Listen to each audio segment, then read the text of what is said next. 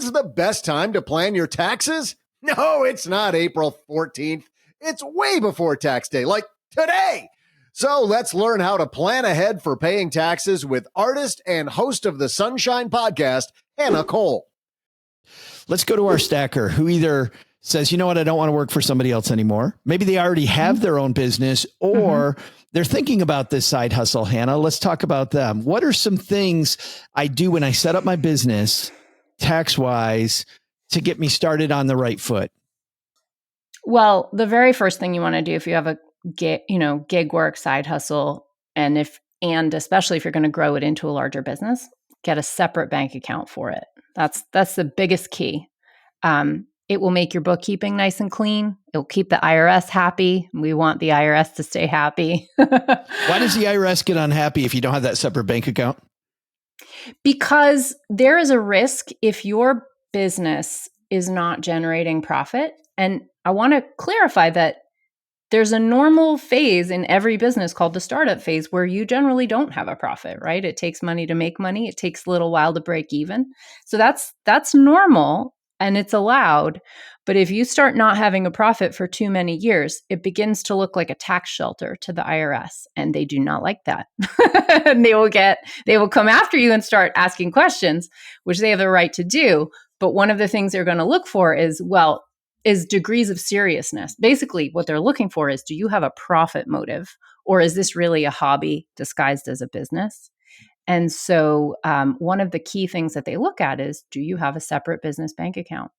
It's really simple. It's really easy to open one. But if you don't do it, you can get yourself accidentally into some hot water. So it's also just good on every level. It helps protect, the separation between your business and your personal assets. If you have an LLC, it helps your bookkeeping stay clean. Basically, there's no reason not to do it. It's all benefit.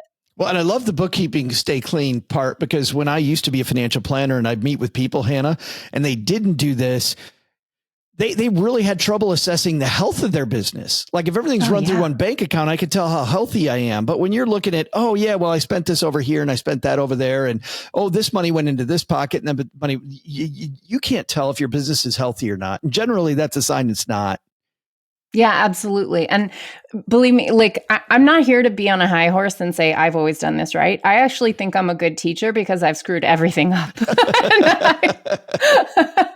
I know why it's confusing, and I've made all the messes myself.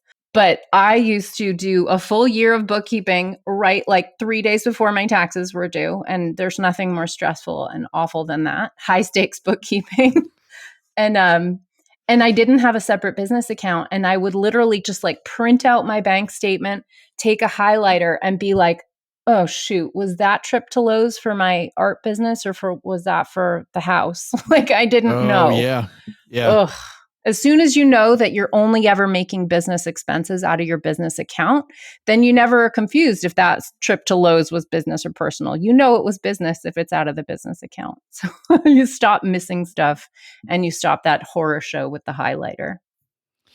Now that, so I have my business account. So I have separation of church and state. I got separation of my family stuff and my business stuff. How do I, as a business owner, then start setting up my tax stuff so that it really works for me? Yeah. Well, so actually, I love talking about this because I tell you, I have more client calls over bad setup than anything else. It is the most confusing thing. Wow. So wait a minute. So just foundationally getting this right at the first is going to save you phone calls to Hannah. Don't take this the wrong way, Hannah. We love talking to you, but if we can talk to you not about that'd probably be better. Absolutely. No, I'm really happy for people not to step in a pile of it. I'm really happy if people don't feel like they have to clean up a mess. Right. It's good. Right. It's good for them. This is going to sound so obvious, but you'd just be surprised how frequent it is for people to not do it. Don't form an entity that you don't understand. That's my big takeaway. If you don't know what the purpose of an LLC is, don't form one, right? You're not ready. Or if you don't know what the purpose, even worse, if you don't know what the purpose of an S Corp is, do not form one. what I see is I think people, I don't know, they get advertised to on the internet. Oh, you can save so much money if you form an S corp, and they're like, oh, great, I want to save money, and they form an S corp. And then nobody's there to tell them, oh, well, when you form an S corp, it's now mandatory that you now run payroll. You have this really big admin job, and not only that, but if you don't set up your employment taxes correctly with your state's going to start coming after you.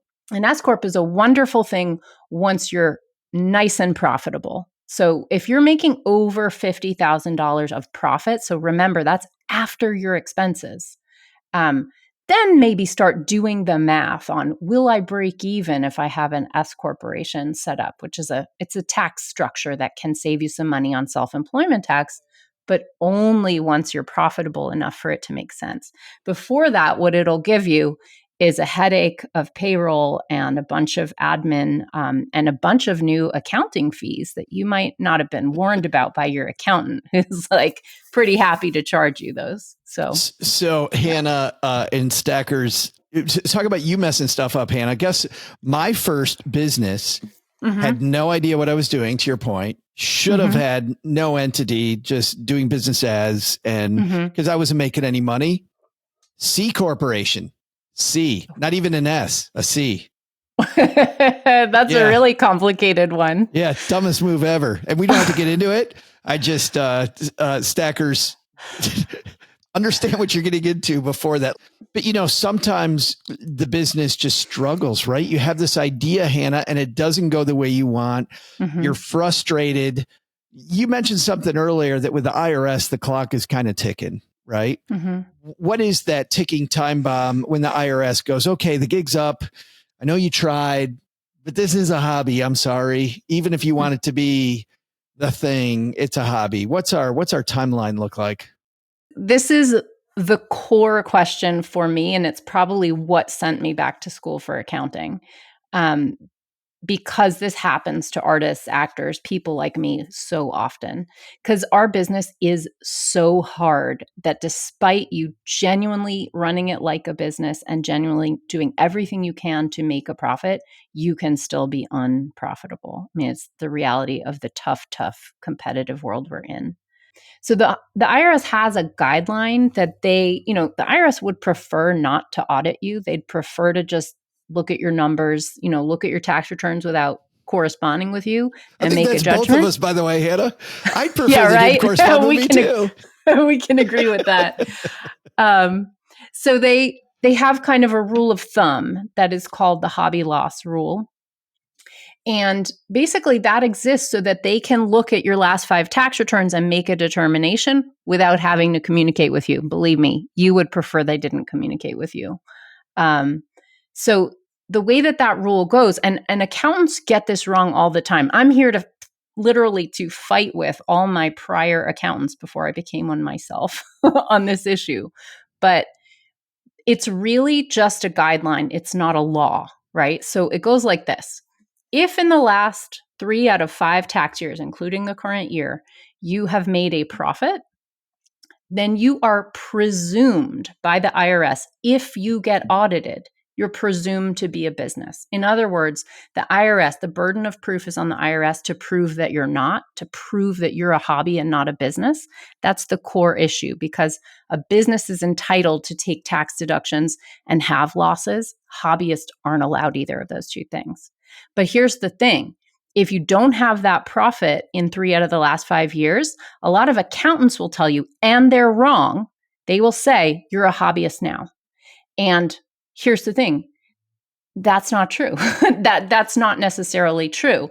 What it means is the burden of proof shifts. So it means if you get that hobby loss audit where the IRS comes and says, we're a little concerned that, you might not be entitled to these deductions or this loss on your Schedule C, which is, where you put that business income. Now the burden of proof is on you. But I am here to tell you, as a person who has read the tax court cases on, artist losses, I put my flag in the ground as expert on this issue. You can prove that you are a business. even with, Susan Kreil in the tax court case, Kreil versus Commissioner, proved that she had a profit motive and was entitled to all her deductions after 18 years of losses. And Gloria Churchman in Churchman versus Commissioner is another one who also proved that she was a professional artist with a business intent despite like 20 years of losses. I interviewed Susan Kreil over that, frankly, pretty awful 8-year saga, audit saga that she went through, but she won. So, I guess the angry version of me is like, stick that in your pipe and smoke it, accountants. Yeah. But it does mean if you do have a bunch of losses, you want to be pretty careful. You want to make sure your records are impeccable because they better be clean because they're coming. Because the burden of proof is on you. You are going to be in a position where you have to prove it to them. And to your point, at that time, it is fair of the IRS to come and go, why don't you show us? Absolutely. I don't quibble with that. Absolutely. Yeah. It's fair. Yeah.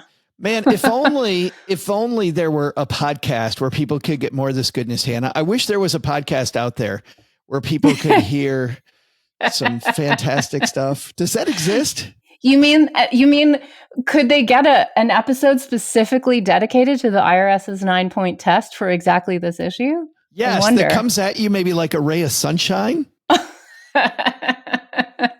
Yes, it's called Sunlight. Wow, it's my podcast. Well, I'm so happy you're here. We will link to the podcast on our show notes at stackingbenjamins.com. And this is obviously, hopefully, Hannah, the beginning of a longer dialogue you and I have about digging in more into some of these topics. And especially at times like this, because Stackers, if you're thinking about that side hustle, let's do it right from the beginning. Let's set up that foundation right. So Hannah, thanks for being our mentor today. Yeah, it's such a pleasure. It's such a pleasure, just like relating as someone who's made mistakes in the past and has gotten better. And just, I hope that is hopeful to all the stackers out there because, that's the thing. Mistakes are how you learn. So I think it's awesome.